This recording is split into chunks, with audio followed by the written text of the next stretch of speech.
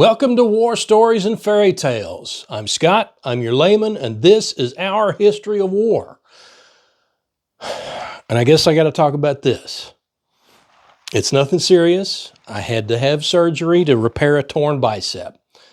Turns out, when you're my age and you lift something that you've lifted 1,000 times before, sometimes it doesn't work out. It is what it is. It's not a serious injury, but you'll probably see me in this for couple of videos here. Anyway, let's get going. Because today we're going back to the Roman Republic, back to the Second Punic War. And we're going to watch as Hannibal's incredible career as a general comes to an end at the hands of another of history's greatest commanders, Publius Cornelius Scipio, who, if you've heard of him, you probably know him by the name he earned from today's battle, Scipio Africanus. That's right. Today we're telling the story of the Battle of Zama, 202 BCE. But first I have a recommendation for you, and it's one I've recommended to you before. Dan Carlin's Hardcore History podcast, specifically his mini-series on the Punic Wars, which he titles Punic Nightmares. Now, Dan tells the history straight, using primary sources as much as he can, but he focuses less on what happened and more on what it was like to live through what happened. The stories he tells about ancient warfare, particularly his descriptions of what it must have been like to encounter elephants in battle, are the kind of intense narratives you usually see in historical fiction, not in straight history. The downside is you'll have to subscribe to his archive to get Punic Nightmares. And that's not much of a downside, let me tell you. Dan's most recent 10 episodes or so are available for free, so you can listen to his awesomeness without having to pay for anything. But Punic Nightmares is part of the back catalog and a whole lot of other stuff that's well worth what you might spend on it. But don't go now. You might never make it back here. So please wait until the end of this war story before you follow the link in the show description. So, Dan Carlin's Hardcore History. Check him out. Okay, just like always, we're going to start today's war story with a little background. Rome and Carthage, by the middle of the 3rd century BCE, were the dominant powers of the Mediterranean world. It's a little too simple to say Rome was the big boss on land and Carthage was the big boss on the water, but that's kind of a useful way to think about the dynamic in the Med in this period. So we have Rome, a republic that was in the process of conquering the world from its starting point in central Italy. And we have Carthage, basically an oligarchy near the coast of Tunisia, with a trading empire that covered most of the Western Med. The two biggest cats in the jungle. It was pretty much inevitable that they were going to come into conflict. After all, you got to find out whose is really bigger, don't you? And the conflict between Rome and Carthage came in 264 BCE, when they clashed over the island of Sicily, just off the toe of the Italian boot. The Romans called that war the First Punic War because they were creative in their naming that way, and Punic was how they pronounced Phoenician, the people who had settled the city of Carthage in the first place. We don't know what the Carthaginians called the war because the Romans pretty much erased them a century later. But that's after today's war story. So the First Punic War started in Sicily in 264 BCE and spilled out into the rest of the Mediterranean. And it went on, and on, and on. It went on long enough that the Romans had time to teach themselves how to fight in naval battles just so they could take on the Carthaginians on the water. This war went on so long that boys who weren't born at the beginning would have been old enough to fight years before it ended. Hell, the First Punic War went on longer than U.S. troops were in fucking Afghanistan. But just like every war, it eventually came to an end. 23 years after it started in 241 BCE, Carthage agreed that Rome had kicked its ass, gave up its territories in the islands of Sicily, Sardinia, and Corsica, and agreed to pay Rome a huge war indemnity. And everybody went home, and everybody was satisfied because now everybody knew who deserved to be on top. Right? Right? Guys? Yeah, that's exactly what happened, except, not. Because a guy called Hamilcar Barca led a Carthaginian army to southern Spain, where he proceeded to take over a number of silver mines, ostensibly to help Carthage pay its war indemnity to Rome. His intentions were totally legitimate and above board there in Spain. Except, not. Because in addition to getting cash for Carthage, Hamilcar was also building a professional army. One that could stand against the disciplined Roman legions and go toe-to-toe with whatever Rome could put into the field. Well, Hamilcar died in 228 before he could put his badass new army up against the Romans. But his death cleared the way for an even greater Carthaginian commander to start his career, Hamilcar's son Hannibal, who would take the army his father had built and use it to carve his name into the Roman memory. Of course, Hamilcar had 3 sons, who some historians have called the Lion's Brood. Hannibal, the oldest, his younger brother Hasdrubal, and their youngest brother Mago. All 3 of them led troops against Rome in the Second Punic War. Remember how creative the Romans were here about naming their wars. And all 3 were more than competent when it came to leading troops, but Hannibal is the only one of the 3 whose name echoes down through the years. He's the only one whose victories military professionals still study today. So let's talk about him. Hannibal was born in about 247 BCE and accompanied his father to Spain around the age of 9. So he saw firsthand how to build and train an army, and he probably saw battle for the first time in his early teens, if not earlier. And he was probably commanding troops in battle by his late teens. He was 18 when he and his brother Hasdrubal saw their father go down, probably in battle, although we don't know where in Spain the battle was or who they were fighting. So Hamilcar's down, and after a few years under the command of Hannibal's brother-in-law, Hasdrubal the Fair, because the Carthaginians were every bit as creative with their names for people as the Romans were with their names for wars, the army was ready for Hannibal to take over. They assassinated Hasdrubal the Fair and acclaimed Hannibal as their general in 221 BCE, a claim the Senate in Carthage seems to have ratified without a fuss, even as young as he was. And he immediately got to work on his father's plan to get some payback from Rome. I mean, technically it was Rome that started the war. They got alarmed at some of the things this kid was doing, and they made a treaty with the city of Saguntum inside Carthaginian territory in Spain. And after Hannibal besieged it and took it over in 218, it was Rome who declared war. But you get the feeling that he would have found a way to throw down even if they hadn't. Because as soon as he got the word that Rome had declared war, he started marching his dad's army, his army now, to Italy. He crossed the Alps in October 218 BCE, and by November he already had his first victory over the Romans at the Ticinus. And he didn't stop there. He started racking up victories at the Trebia in December, then Lake Trasimene in June of 217. In 3 battles, in a little over 6 months, he claimed somewhere north of 50,000 Romans, killed, wounded, and captured. And then he doubled his score at Cannae in the late summer of 216, where the Romans sent the biggest army they had ever raised out after him. And he killed it. We talked about Cannae last time, and there's a link around here somewhere if you want to go back and watch that one. Anyway, for a minute there, Rome couldn't do anything but look around dazed, trying to figure out how in the hell they had lost 100,000 men in less than 2 years. That was probably the best chance Hannibal ever had to win the war.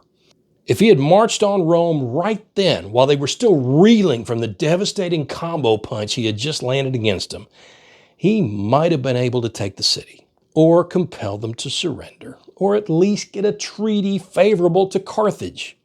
But he chose not to, and we have no way of knowing what was going through his head. But it's not that hard to see why he might have come to that decision. Rome was one of the most powerful cities of its day, and it still had a huge population to draw from. And as good as his army was, it probably just wasn't big enough to sustain a siege against a city the size of Rome. And it's easy to see what was going on from our perspective here in the future with no lives riding on our decision. But for Hannibal, knowing only what he knew in the moment, with the lives of men he had fought with and respected and even loved in the way a soldier loves the other men he serves with, it just made sense to be cautious and let things develop a little while longer. Still, in hindsight, it's pretty clear that summer and fall of 216 BCE was probably Hannibal's best chance to win the war. It was still a long shot, but it was probably the only shot he really ever had. And he didn't take it. And the war went on and on. So while Hannibal's running around Italy wrecking shit, let's turn around and take a look at our Roman protagonist, Publius Cornelius Scipio. A quick aside on the pronunciation of that name. You may have heard it as Scipio or Scipio, and I don't speak Latin, so I don't claim to know how he would have pronounced it himself. As far as I know, historians are pretty evenly split on whether he was Scipio or Scipio. So I'm going to call him Scipio. And when you talk about him at parties, which you should totally do, you can use whichever pronunciation you prefer. Scipio was about 12 years younger than Hannibal, born in 236 or 235 BCE. He was the son of a Roman patrician, which is what the Romans called their upper class. They might not appreciate us calling them nobility, but that's what the patrician class was.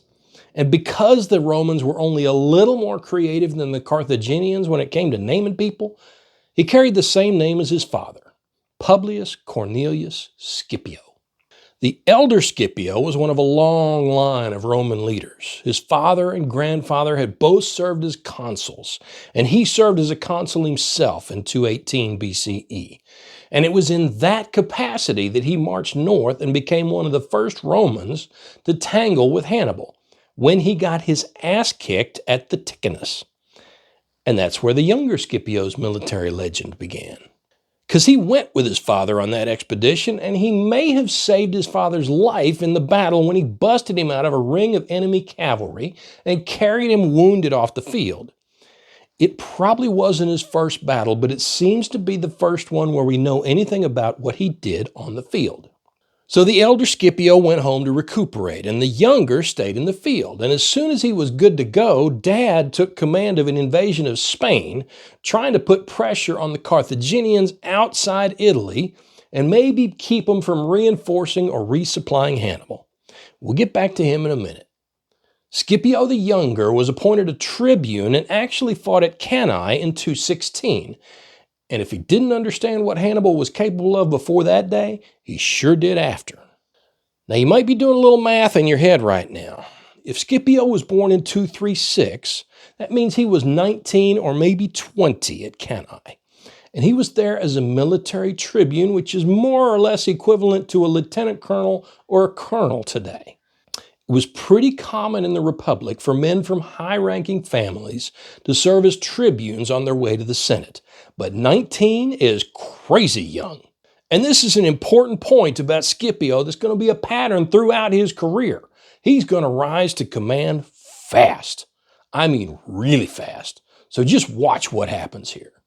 Scipio was obviously one of the few Romans who survived Cannae. And just to give you an idea what a small world we're talking about, the Roman aristocracy, the consul who was killed in the battle, one of the two for 216, Lucius Aemilius Paulus, was Scipio's father-in-law.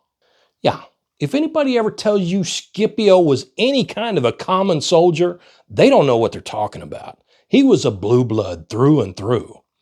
But that doesn't mean he wasn't a capable commander. Scipio was as good as they come. And after Cannae, the Romans needed good commanders. Guys who could keep their troops in the field and keep morale up after a string of disastrous defeats. While all they could do was shadow Hannibal's army, nipping at its heels and trying to keep the Italians loyal after he passed through. But that was his job. Until 211, when his father and his uncle both died in two separate battles in Spain. The Senate sent another guy to try to clean up the mess, but in 210 they elected Scipio to lead the 10,000 reinforcements they were sending to Spain and to take over the campaign when he got there.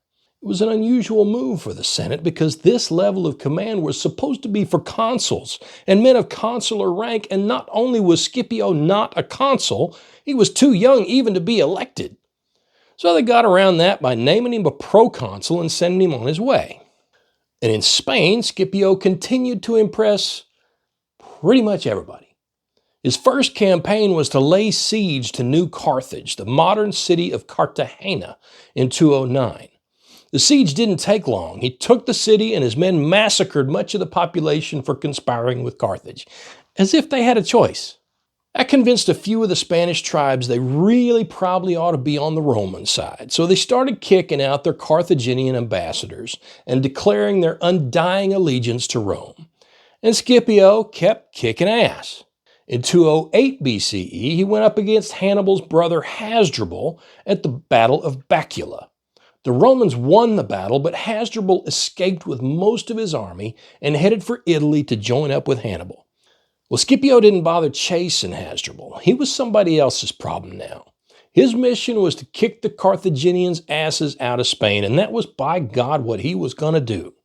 And Hasdrubal, poor bastard, made it to Italy in 207. But the two consuls for that year met him at the Metaurus, crushed his army, and killed him before he could reinforce Hannibal. And that's probably the point where you could make a strong case that the Romans started winning the Second Punic War.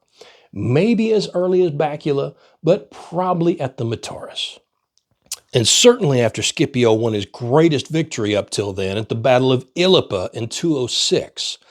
That victory convinced the Carthaginian Senate it was time to unass Spain and call their troops back home. So the Carthaginian troops left in Spain, hightailed it for their ships, and sailed to Africa. And this is probably where Scipio started to come up with his plan for the endgame. He crossed the Med to Africa, but he didn't go directly to Carthage. Instead, he went to Numidia, which is more or less where modern-day Algeria and Morocco sit today. Now, the Numidians were allied with the Carthaginians, but they could count, and they could see that the Romans had won more battles recently than the Carthaginians had, and some of them had probably already faced off against Scipio in Spain.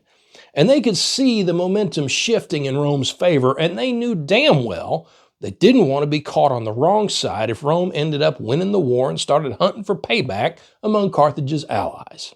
So Scipio approached two Numidian kings looking for allies for his eventual invasion of North Africa. Syphax told him to go pound sand, but Massinissa said he would fight for the Romans, and his name is going to come up later when we get to the invasion. So Scipio has accomplished his mission and then some. Not only has he driven the Carthaginians out of Spain, he's secured at least one ally who's going to come in handy later. And he returns to Rome a hero. It's entirely possible that in late 206 BCE, Publius Cornelius Scipio was the most famous man in Rome. He requested a military parade called a triumph, often held in honor of returning victorious generals. But the Senate denied him because he was too young. And because he had fought his victorious campaign as a proconsul and not a consul, they said he couldn't have a triumph.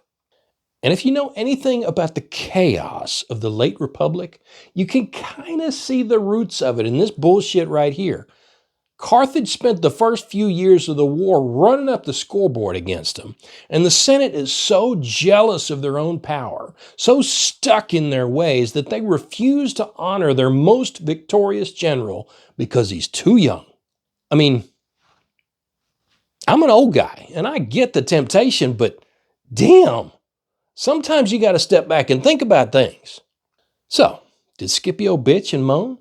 Did he throw a temper tantrum and scream and shout about how unfair it all was? I mean, shit, would they have denied a triumph to Alexander, who had won his conquest even younger than Scipio? Well, we don't know how Scipio reacted. We can imagine he was probably at least a little pissed. But he got over it. And instead of complaining, he ran for consul. He was still too young at 31, but fuck it. He was Rome's winningest living general. And if they wanted to deny him a consulship, they could damn well do it in public while he was standing in front of them. And as it happened, they didn't deny him. They elected him unanimously. And he immediately started talking about invading North Africa and taking the war to Carthage. Well, the Senate still wasn't too keen on that idea. They had invaded back during the First Punic War, and it had accomplished nothing except revitalizing the Punic War effort. And how could they invade while Hannibal was still running around inside Italy? Wouldn't it be a better idea for the famous general to go hunt him down and kick his ass out? But Scipio was insistent. It was time to take the war to Carthage. If they invaded with a strong enough force, not only could they threaten Carthage itself, but Hannibal would have to leave Italy and go defend his home. Fine, they said, finally. You can go. But we're not going to give you a consular army. You're going to have to find your own damn volunteers, and you're going to have to do it outside Italy. Which was fine with Scipio, because the other survivors of Cannae, disgraced and exiled, were cooling their heels in Sicily. And most of them were burning for an opportunity to clear their names and restore their family's honor. Wait, disgraced? Restore their family's honor? Yep, you heard it right.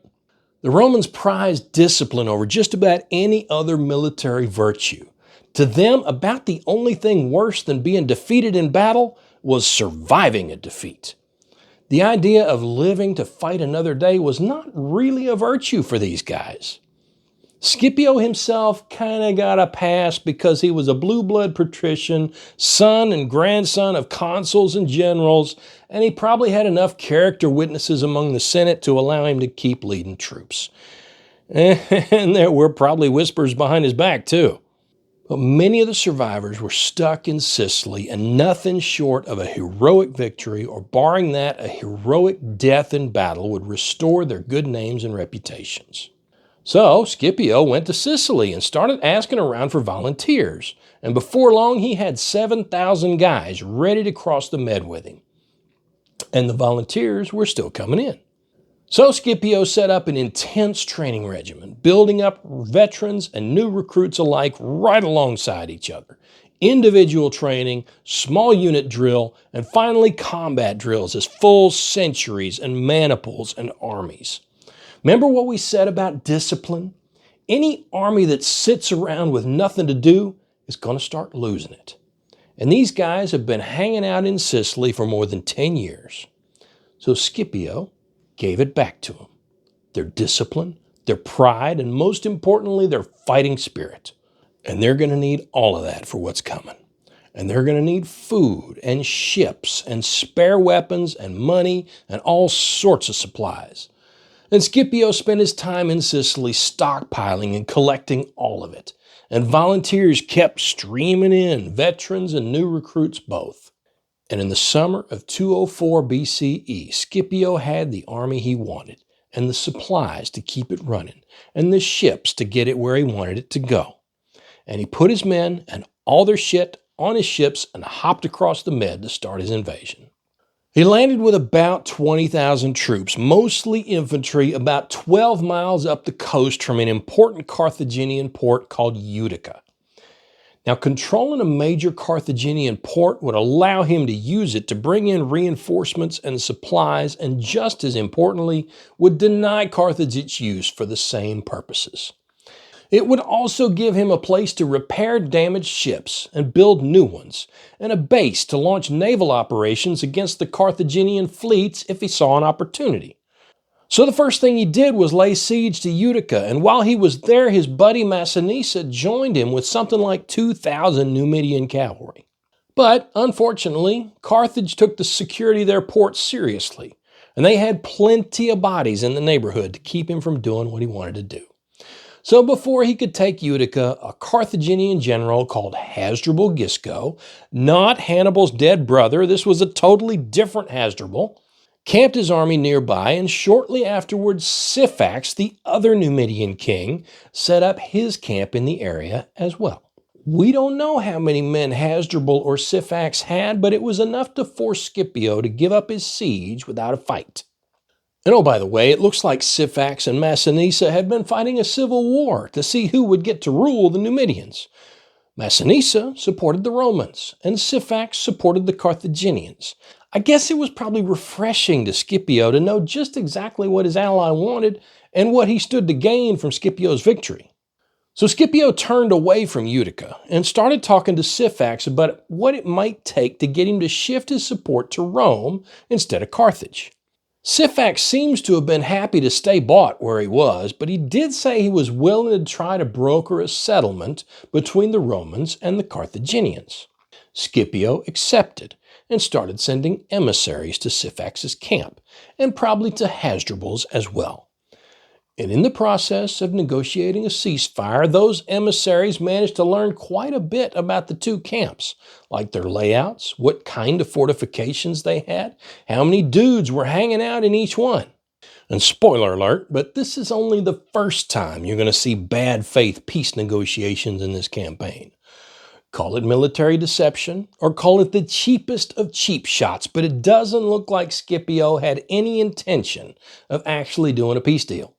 Because as soon as Scipio had the intel he was looking for, specifically that the huts the Carthaginians and Numidians were using were made out of light materials like reeds that would burn easily, as well as the best ways in and out of the camps and where the troops would be sleeping, he launched his attack. He split his army in half and sent half his guys against Syphax's Numidians and half against Hasdrubal's Carthaginians. Pretty dumb, right? Split your forces in the face of a numerically superior enemy? See, that's the thing about what we generally think of as the rules of what works and what doesn't in war. A dumb move is only dumb if it doesn't work. And it worked for Scipio, mostly because I left out the most important part. He launched his attack at night, when the enemy troops were, asleep. So the first thing a lot of these poor bastards knew they were under attack was as the hut they were sleeping in was burning down around their ears. And here's the deal. No matter what you see in movies or video games, you don't sleep in armor unless you have a damn good reason to. And when your enemy has spent the last several weeks negotiating with you under a flag of truce, most soldiers wouldn't have considered that a damn good reason. So the ones that even made it out of their huts would have rushed out in whatever they slept in, which for a lot of them would have been nothing at all. Some of them probably thought to grab their weapons as they rushed out, but probably not all. And as they rushed out of their huts with no armor and probably no weapons, confused, half awake, just trying to get away from the fire that they might not have even figured out was part of an attack, there were the legions, armed, armored, and ready to kill. And remember, a lot of these guys were veterans of Cannae, and this was one of the first shots they had at payback. And they didn't hold back. We don't know how many guys were in each camp, but we know together they were more than 25,000.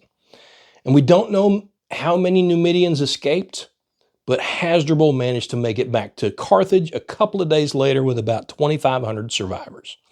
Syphax survived as well, and he probably led at least 1,000 of his cavalrymen to safety, but it seems safe to say most of the guys in those camps never made it out. Well, it's hard to think of that kind of ass-whooping as anything but a disaster for the Carthaginians.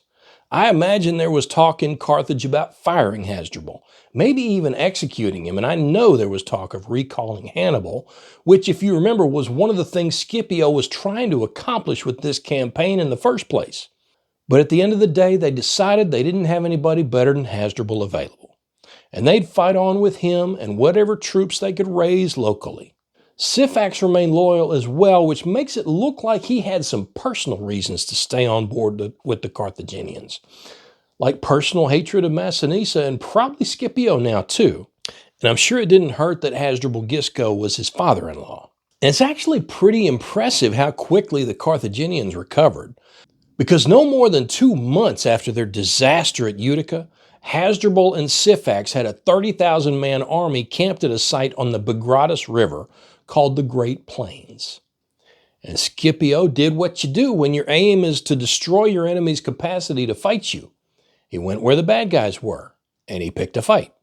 And at the Battle of the Great Plains, he kicked their asses again. Hasdrubal fled to Carthage again, and this time the Senate couldn't send him back out. They fired him and exiled him, and they finally recalled Hannibal and his brother Mago from Italy. Syphax ran away with whatever was left of his army, hauling ass to the west toward his capital of Cirta. Scipio didn't pursue him, but he allowed Massinissa to, and even sent a Roman force under a general named Laelius to back him up. They caught up with him at Cirta, kicked his ass, captured him, and paraded him in chains before his own city walls. That was enough for Cirta. The city surrendered, and Massinissa was now the top dog among the Numidians.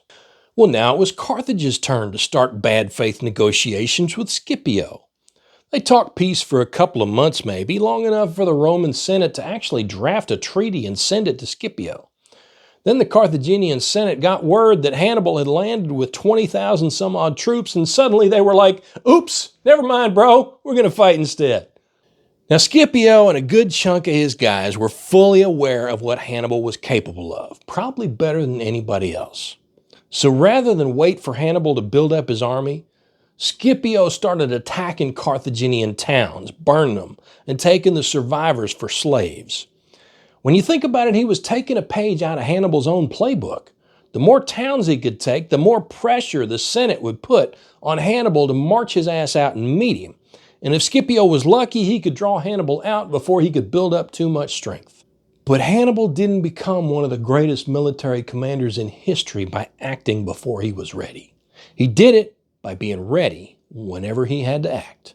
He waited for some Numidian reinforcements, about 2,000 cavalry under a cousin of Syphax's, and he headed towards Zama, a town south of Carthage just a couple of miles from where the Romans were camped. He was hoping to catch up with Scipio before Massinissa could get to him with his own Numidian cavalry. So here we have probably the two greatest military commanders of their age, camped 2 miles apart outside a little town called Zama. The BS meter for this war story is about a 5 out of 10. The sources seem to be pretty good, but there are some conflicts, and it's hard to really know how things went down from 2,200 years in the future. No shit. There they were. Sometime in spring 202 BCE, Scipio and Hannibal met face to face for the first time. I can't imagine either one really expected they could do a treaty, but maybe. More likely, they wanted to size each other up, each one trying to get an idea what made the other one tick before he faced him in battle. Each of them would have studied everything they could learn about how their adversary was going to fight, reading accounts and talking to veterans of any battles they hadn't seen personally.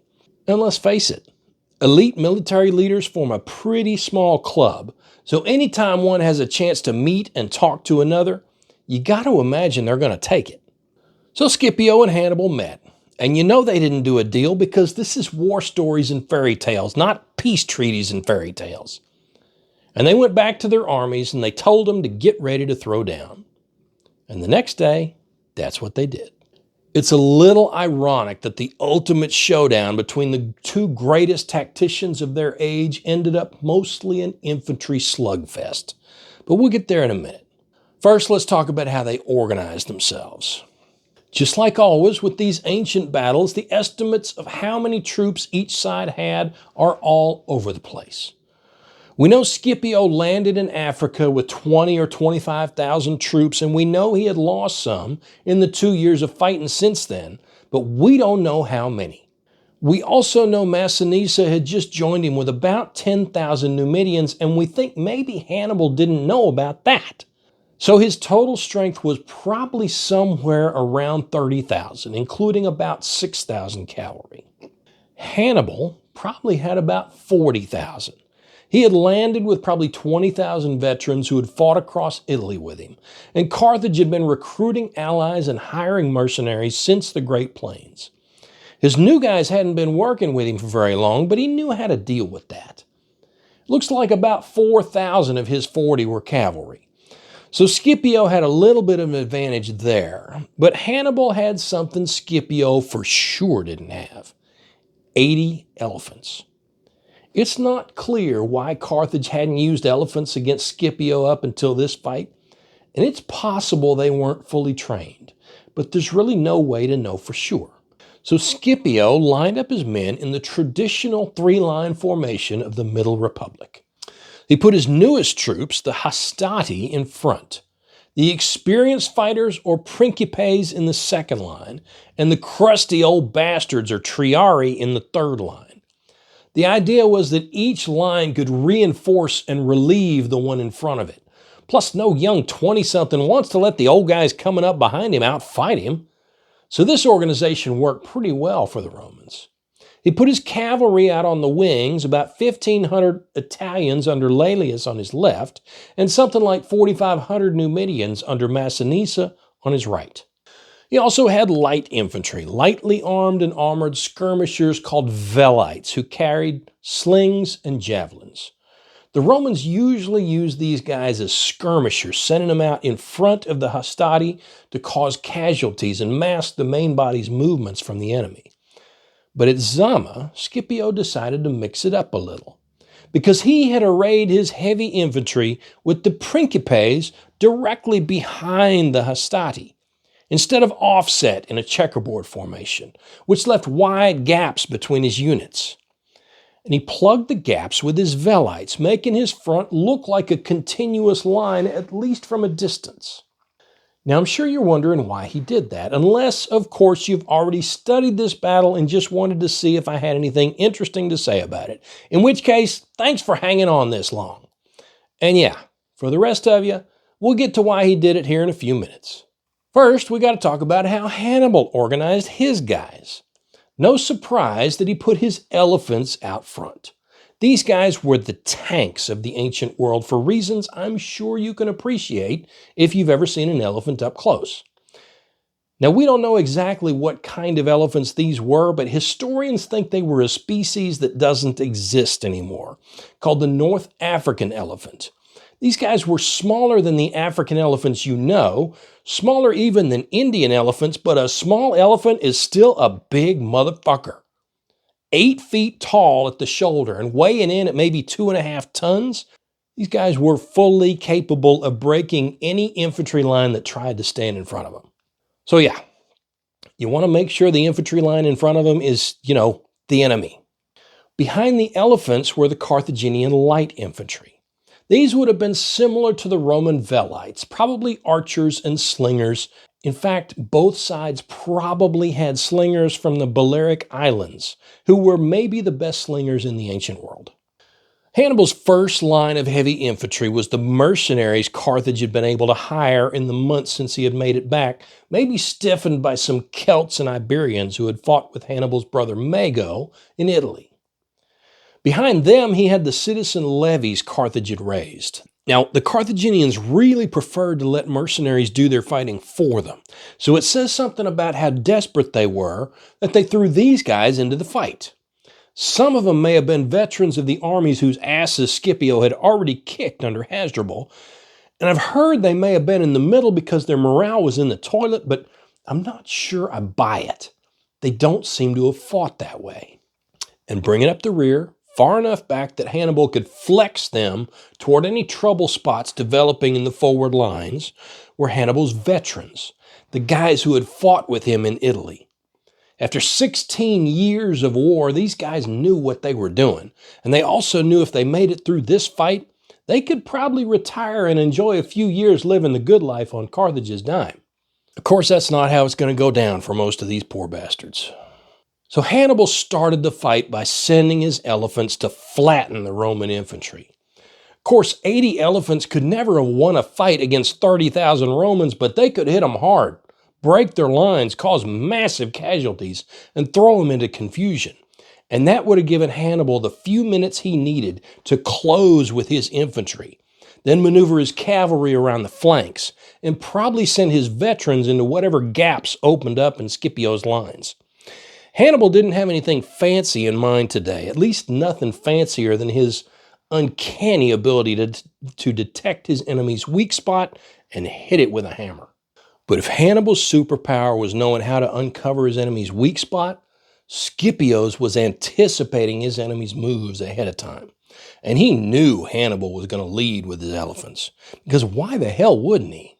So Scipio had planned for exactly that. Remember how he lined up his principes behind the hastati instead of in a checkerboard? That left wide gaps all the way through his formation, which he plugged with his velites to make them a little less obvious.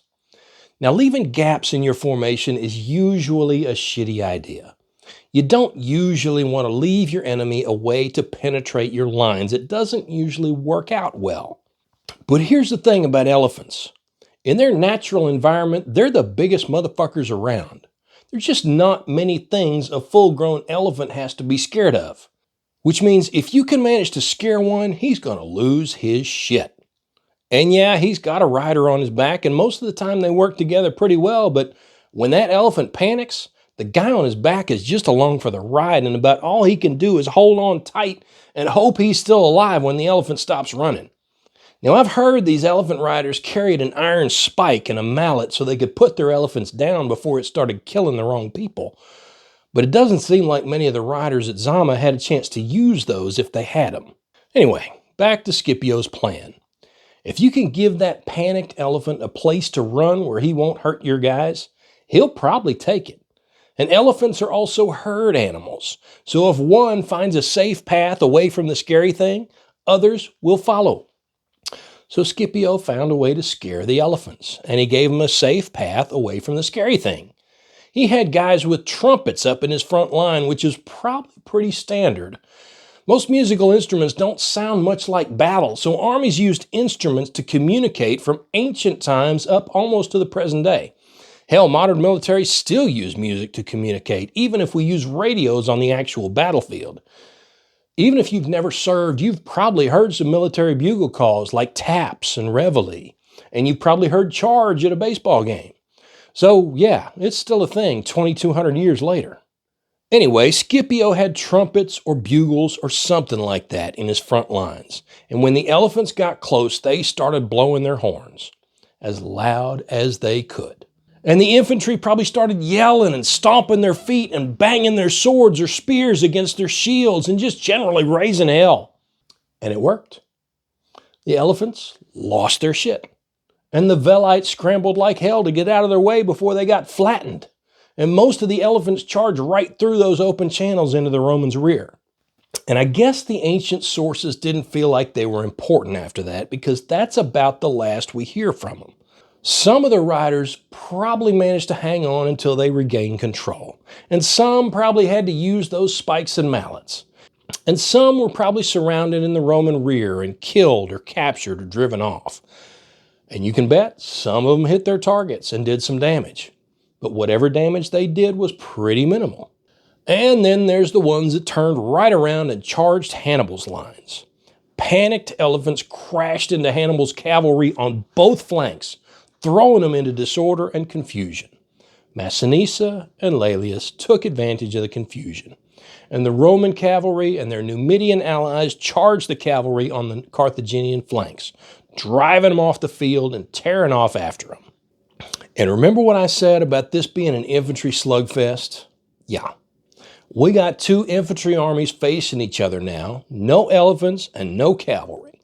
It's time to go toe-to-toe and find out who's the heavyweight champion and who's on his ass on the canvas. Both armies started forward. Well, the three Roman lines started forward and the first two Carthaginian lines.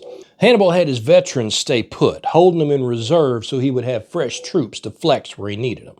So the hastati came together with the mercenaries from Spain and Gaul. And it's important to point out that this would have looked nothing like the wild melee you see in the movies, where the lines all run together and mingle and everybody just starts wailing all around trying to stay alive. See, most guys won't go into something like that. If you get into a situation where you don't know where the guys to your left and right are, and you feel like you're out there flapping on your own, you're not going to stand there and fight. You're going to get the hell out of there just as quick as you can. So that's not the way it was.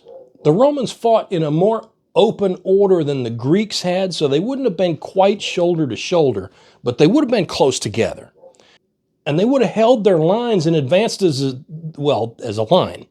Their bodies would have been largely covered by their big rectangular shields called scutum. You're going to have to use your imagination here because I don't have a scutum.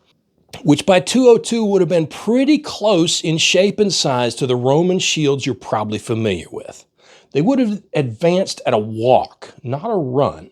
And as they closed with the enemy, each legionary would have thrown a couple of throwing spears called pilum to cause casualties and weigh down the enemy's shields, hopefully forcing them to drop them and fight without them. And after they got rid of their pila, they would draw their gladius and close with the enemy, which would have been terrifying. because most of the troops they faced would have been fighting with spears, trying to keep their enemies as far away as they could. And here come these crazy bastards with giant shields and tiny swords looking to stick them in your gut. Because the Romans had figured out early that a man with a hole in his belly is out of the fight just like a man with his head split open. And if you can train a man to stab with a short blade, he's going to be able to do that a lot more times than your burly dude can thrust his heavy spear or swing his sword or his axe. See, the Roman way of war wasn't about impressing people. It was about killing them. So here come the Hastati with their giant shields and their short swords, and they close with the mercenaries, and it's the mercenaries who eventually give way. They break and run and try to push their way through the Carthaginian second rank, and the second rank won't let them through, even attacking the ones who won't go around. And the Hastati are gassed because even though they're fighting with short swords, there just aren't that many things in the human experience that are more tiring than hand-to-hand combat.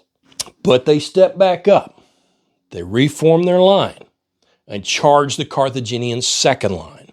The mercenaries were left to scramble out of their way around the flanks, hauling ass to get the hell out of no man's land as best they could before the two lines could come together again. I'm sure some of them made it, but the Hastati would have been in no mood to show mercy to the ones who didn't. So the Hastati closed with the Carthaginian second line, the one made up of Carthaginian citizens and allied North Africans. And remember, these guys had a reason to be there other than just cash. They were fresh, they were pissed, and they were ready to kick some Roman ass. And those things became apparent real quick as the Hastati charge hit their line and stopped dead. And suddenly the Hastati went from driving the enemy back to fighting for their lives. At best, they were hard-pressed. At least one source said the Roman line almost broke at some point during this phase. So Scipio threw his principes into the fight, which stabilized things. The Romans were still fighting like hell, and the Carthaginians seemed to have no interest in leaving, and the fighting was taking a toll on both sides. But eventually, Roman discipline and Roman equipment gave the Romans the upper hand, and the Carthaginians broke and ran. And the Hastati took off after them, which may have been just the kind of breach of discipline Hannibal was waiting for.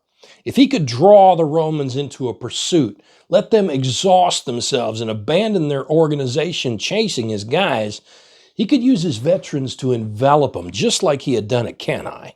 But he didn't get the chance to do that because Scipio and many of his veterans had been at Cannae, and they knew that trick. The Romans managed to call the Hastati back, and the Carthaginian third line was too far back to hit them in time, and the remnants of the second line were between them, blocking them from making an effective charge. So Hannibal had to be satisfied with collecting as many of the survivors of his first and second lines as he could, and adding them to his third line to extend it out past the Romans' flanks.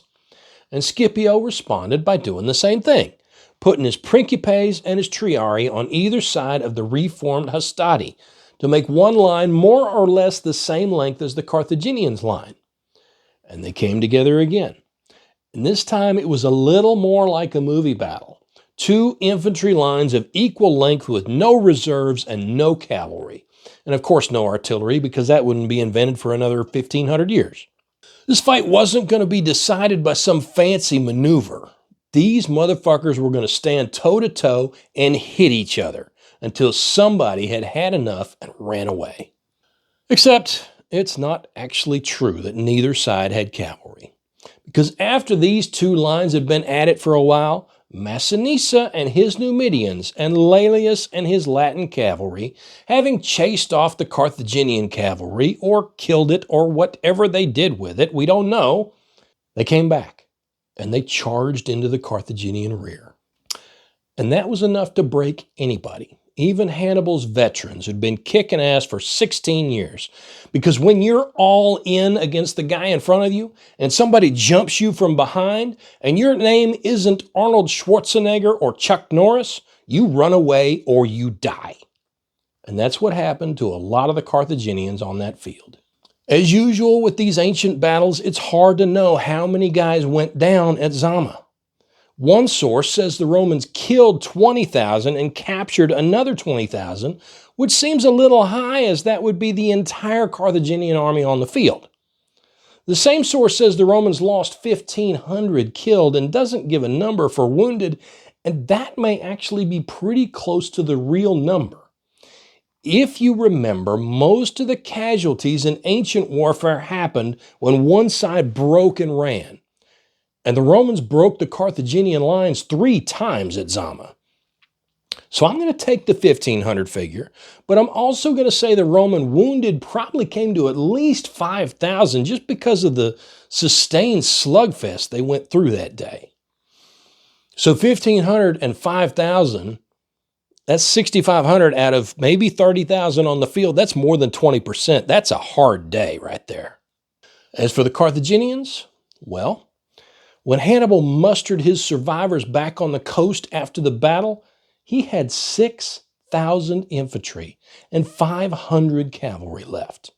Now, it's extremely unlikely that 34,000 Carthaginians died on the field. But if we cut that figure to 10,000, with another 10,000 captured, it's entirely possible another 14,000 might have succumbed to wounds or exhaustion on the way home, or more likely decided to just take their chances and drifted away, hoping to hide out until the smoke cleared. Because if those 6,000 were all that was left of the veterans who had followed Hannibal around Italy for 16 years, which is likely, what the hell was there for those other poor schmucks to hope for? And with just 6,000 infantry and 500 cavalry left, even Hannibal had to admit he didn't have enough bodies to keep going. He recommended to the Carthaginian Senate that they ask for peace. So, Carthage sued for peace. And Rome imposed humiliating terms, taking all of Carthage's overseas territories, levying a huge indemnity, and strictly limiting the size of Carthage's army and navy, and requiring Carthage to seek Roman permission to go to war, even inside North Africa. By the spring of 201 BCE, Carthage was effectively subordinate to Rome. Well, Scipio went back to Rome, where they gave him the triumph they had denied him before. They also awarded him the name Africanus, which literally means the African, even though they meant it as conqueror of Africa. And he went into politics, and he made some enemies, and even though he was still hugely popular with the people, he was accused of corruption in 187 BCE and put on trial. It looks like the charges were bogus, and he was acquitted, but it was enough for him to tell the Senate to go fuck themselves and retire to his farm. Hannibal, for his part, spent the rest of his life paying for losing at Zama. Like Scipio, he went into politics, but when he tried to get the Carthaginians to maybe take their war debt seriously, it pissed off enough powerful people that he decided to just get the hell out. He went to the Middle East and helped the Seleucids and the Armenians fight against Rome, but ended up killing himself sometime between 183 and 181 when Roman forces were closing in on him and he was about to be captured. Now, there's a story you've probably heard, and it's probably at least partly bullshit, but it's too good not to share. In 193 or so, Scipio is supposed to have been part of an embassy to Ephesus, a city in Asia Minor where Hannibal is supposed to have been at the same time in the service of Antiochus III, king of the Seleucid Empire. Scipio and Hannibal supposedly had some time to talk one-on-one, and the conversation turned eventually to who was the greatest general in history.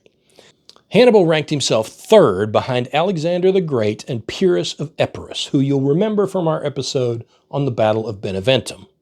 Scipio, probably a little miffed at being left off the list, asked where Hannibal would have ranked himself if he had beaten Scipio. And Hannibal said something like, "If I had beaten you, I would have been greater than Alexander." A little bit of a backhanded compliment that I've always thought was a great story. So now that we know what Hannibal thought of their respective skill levels, let's take a look at our scorecard. So a reminder, each principle is graded on a scale of 1 to 5, with 5 being the best. I'll add a brief explanation for each grade. Mass. Your capacity to bring overwhelming force to bear at the critical point on the battlefield. As I said a couple of times in the narrative, it's a little strange that neither of these guys really tried to mass their forces against a critical point. I mean, Hannibal sent his elephants to start the battle, and Scipio massed his cavalry against the Carthaginians' veterans' rear when they returned from driving off the enemy cavalry. But the main battle was an infantry frontal assault against another infantry line of more or less equal length. It's as if they were so evenly matched that neither one dared to take a risk because he knew the other one would take advantage of it. Or maybe they agreed when they met that they would just let the infantry slug it out and see whose guys really were better. So, Scipio is going to get a 4, and Hannibal gets a 5. Offensive. The degree to which you make things happen on the battlefield rather than waiting for your enemy to take action. I think Scipio takes this one, but not by much. Yes, Hannibal opened the battle with his elephants, but it was the Romans who initiated the infantry charge against the first line, and the second, and maybe the third as well. Which makes sense. The Roman way of war was to attack whenever possible, and Hannibal loved to let his enemy take the initiative and make a mistake he could exploit. So Scipio gets a 4. And Hannibal gets a 3. Surprise! Doing what your adversary doesn't expect. The big surprise of Zama was the way Scipio arrayed his lines to neutralize Hannibal's elephants. Other than that, both sides fought a stand-up fight. So Scipio gets a 4 here, and Hannibal gets a 3. Security. Keeping your forces from being surprised and retaining flexibility to respond to what your enemy does. Both Scipio and Hannibal seem to have been working overtime on this one, each one aware that their adversary had a reputation for taking advantage of any little mistake. Scipio's cavalry driving off Hannibal's early in the fight really limited both of their abilities to do anything fancy in the way of security or maneuver. Kind of makes you wish we had a little more info on how the cavalry fight went. I have to give Scipio the advantage here because his cavalry won that fight, even though it could have been Massinissa or Laelius or even just greater numbers that decided it. So Scipio gets a 5 here, and Hannibal gets a 4. Maneuver. This is your capacity to maximize terrain advantages and attack your enemy where he's weakest. Again, this is all down to the cavalry, and we don't know much about that part of this fight. Got to give Scipio the edge because his cavalry came back at the end to envelop the Carthaginians. At the end of the day, that's what decided the battle.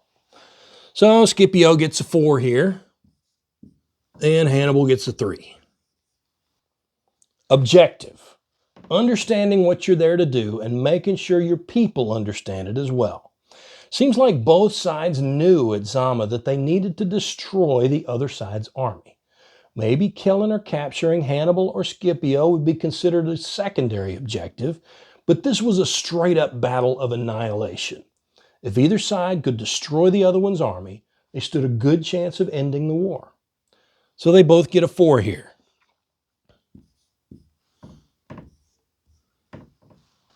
Unity of command. Every soldier on the battlefield should be taking their orders from a single person, represented by a clearly defined chain of command. We have no reason to doubt that either side was confused about who was in charge. In fact, at least among the veterans on both sides, having their guy in charge was great for morale. So they both get a 4 here.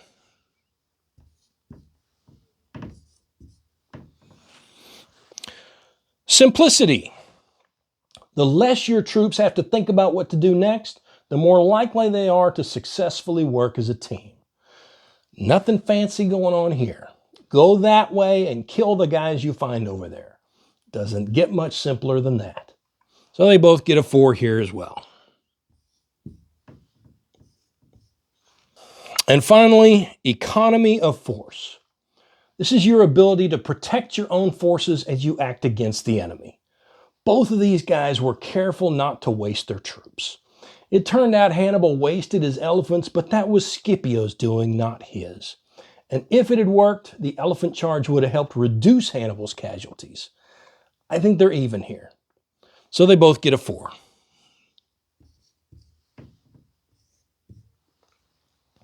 And our total scores. Scipio ends up with a 37 out of 45. And Hannibal ends up with a 34. So Scipio edges out Hannibal just like he did on the battlefield. And this brings Hannibal's lifetime score to 70 out of 90. We don't have any other repeat scores to compare him to, unfortunately. So for now, that makes Hannibal our #1 general of all time. Well, thanks for watching. If you enjoyed this war story, please give me a thumbs up and hit that subscribe button. Leave me a comment or a question if you have something to share. Your engagement really helps us out. And please tell your friends about me, especially the one you're thinking about right now. Until next time, I'm Scott, reminding you to piss when you can. Have a good one.